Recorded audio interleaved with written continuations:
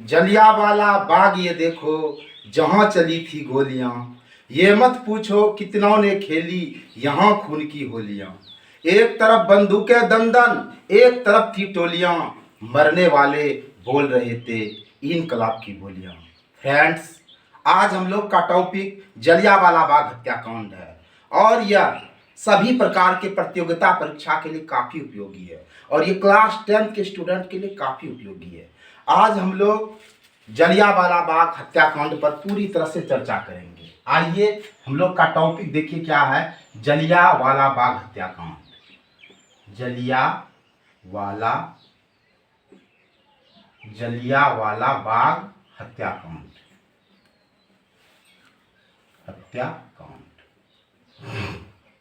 ये जलियांवाला बाग हत्याकांड पर आज हम लोग पूरी तरह से चर्चा करेंगे। ये क्यों हुआ था, कैसे हुआ था, कहाँ हुआ था। देखिए, ये जलियांवाला बाग जो है ये कहाँ है, सबसे पहले ये समझिए। ये जलियांवाला बाग जो है ये हमारा कहाँ है। तो अमृतसर में एक स्वर्ण मंदिर है। अमृतसर में आपका एक स्वर्ण मंदिर है और उसके पास एक छोटा सा बगीचा है जो जलियांवाला बाग कहलाता है। तो ये आप समझ गए, अमृतसर के पास एक स्वर्ण मंदिर है जो सिखों का एक पवित्र मंदिर है और उसके पास एक छोटा सा बगीचा है और वही बगीचा जलियांवाला बाग कहलाता है। ठीक है, अब समझिए ये जलियांवाला बाग हत्याकांड कब हुआ था। आपका 13 अप्रैल 1919 ईस्वी को। ठीक है, ये जलियांवाला बाग हत्याकांड कब हुआ था, 13 अप्रैल 1919 को। और यह क्यों हुआ था ये समझिए। ये 13 अप्रैल 1919 को भारत के इतिहास में ये जो इतना भीषण हत्याकांड हुआ था ये क्यों हुआ था। देखिए, लोग रौलट एक्ट के विरुद्ध में थे। लोग रौलट एक्ट के विरुद्ध में थे। रौलट एक्ट 10 मार्च 1919 ईस्वी को पूरे देश में लागू हो गया था। यह रौलट एक्ट 10 मार्च 1919 को पूरे भारत में लागू हो गया था और रौलट एक्ट के विरोध में सभी लोग थे। बड़े बड़े नेता थे, गांधी जी, आपका सत्यपाल, सैफुद्दीन किचलू, बड़े बड़े नेता, आम आदमी भी रौलट एक्ट के विरोध में थे। और रौलट एक्ट के विरोध में इसलिए थे क्योंकि रौलट एक्ट को काला कानून कहा गया है। इसमें पुलिस शक के आधार पर किसी को भी गिरफ्तार कर सकता है, 2 साल अपनी कस्टडी में रख सकता है। गिरफ्तार व्यक्ति अपने बचाव के लिए कुछ भी नहीं कर सकता है। ठीक है, और यह काला कानून था और इसके विरोध में लोग उग्र हो रहे थे। अब देखो भाई, 13 अप्रैल 1919 का दिन, इस दिन बैसाखी पर्व था। पूरा अमृतसर, पंजाब बैसाखी पर्व के उत्साह में था और यह जलियांवाला बाग जो है यहाँ बैसाखी पर्व का मेला भी लगता था। बहुत सारे लोग जमा हुए थे। लोग भंगड़ा नृत्य में काफी खुश थे। बैसाखी पर्व के में पूरा जुनून में थे। उसको ये नहीं पता था कि आज ऐसा हो जाएगा, ऐसा अनहोनी हो जाएगा। और देश में मार्शल लॉ लागू था गाइस। देश में मार्शल लॉ लागू था। देश में मार्शल लॉ लागू था। ये मार्शल लॉ एक तरह से धारा 144 की तरह होता है। इसमें भीड़ नहीं जमा हो सकता है। तो ये जलियांवाला बाग जो है गाइस, ये जलियांवाला बाग में भीड़ जमा था। बहुत सारे लोग तो बैसाखी पर्व के लिए जमा हुआ था, वो मेला में जमा हुआ था। और कुछ नेता लोग और कुछ लोग और भी थे जो एक शांति सभा का आयोजन किया था और लोग आपस में चर्चा कर रहे थे कि हमारे देश के जो बड़े बड़े नेता हैं, जैसे हमारा गांधी जी है। ठीक है, ध्यान से समझिएगा, गांधी जी है, आपका सत्यपाल है, आपका सैफुद्दीन किचलू है, आपका सैफुद्दीन किचलू, ये सब गिरफ्तार हो गया था। ये सब की रिहाई कैसे हो, अंग्रेजों का जो ये दमनकारी नीति है, ये कानून है, इससे हम लोग कैसे निजात पाए, लोग आपस में चर्चा कर रहे थे। लोगों को ये पता नहीं था कि इतनी अनहोनी घटना घट जाएगी, इतना बड़ा नरसंहार हो जाएगा। अब मैं आपको थोड़ा सा ये बता रहा हूं जलियांवाला बाग के बारे में कि जलियांवाला बाग ऊंची ऊंची चारदीवारियों से घिरा है, चारों तरफ ऊंची ऊंची चारदीवारी है।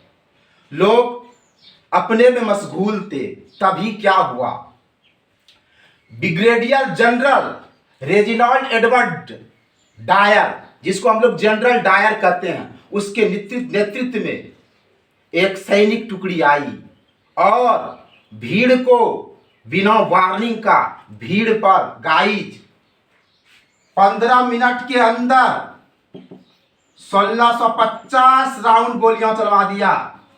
सोचिए, जलियांवाला बाग एक सकड़ा बाग है, चारों तरफ ऊंची ऊंची चारदीवारियों से घिरा है और बिना चेतावनी का जनरल डायर ने 1650 राउंड गोलियां चलवा दिया। भीड़ में कोलाहल मच गया, लोग इधर उधर भागने लगे, लेकिन ये डायर ने गोलियां चलवाना बंद नहीं किया। कहा जाता है कि जलियांवाला बाग में एक सूखा कुआं था, लोग अपनी जान बचाने के लिए उस कुआं में कूदने लगे और वह कुआं खून से भर गया। जलियांवाला बाग हत्याकांड को देखकर किसी भी मानव का रंगोटे खड़ा हो जाता था, लेकिन जनरल डायर का दिल नहीं पसीजा। उसने तब तक गोलियां चलवाते रहा जब तक सेना के पास गोली था। अब देखो गाइस, ये नरसंहार तो हो ही गया और इस नरसंहार को करवाने वाला जो जनरल डायर था, उसको ब्रिटिश सरकार ने क्या दिया, मेडल दिया कि वाह तुमने बहुत अच्छा काम किया। लेकिन मैं आपको एक बात बताता हूं, यह बात तो हर भारतीयों को खटक रहा था, सभी खून के आंसू रो रहे थे, सभी के रक्त में उबाल आ रहा था। और उसी भारतीय योद्धाओं में, भारतीय महापुरुषों में एक था उधम सिंह, ध्यान से सुनिएगा, उसका नाम था उधम सिंह। कौन था? उधम सिंह। और इसको ये बात बर्दाश्त नहीं हुआ कि हमारे बेकसूर भारतीय भाइयों का इस तरह से निर्मम हत्या, कोई दोष नहीं, और इस तरह का हत्या।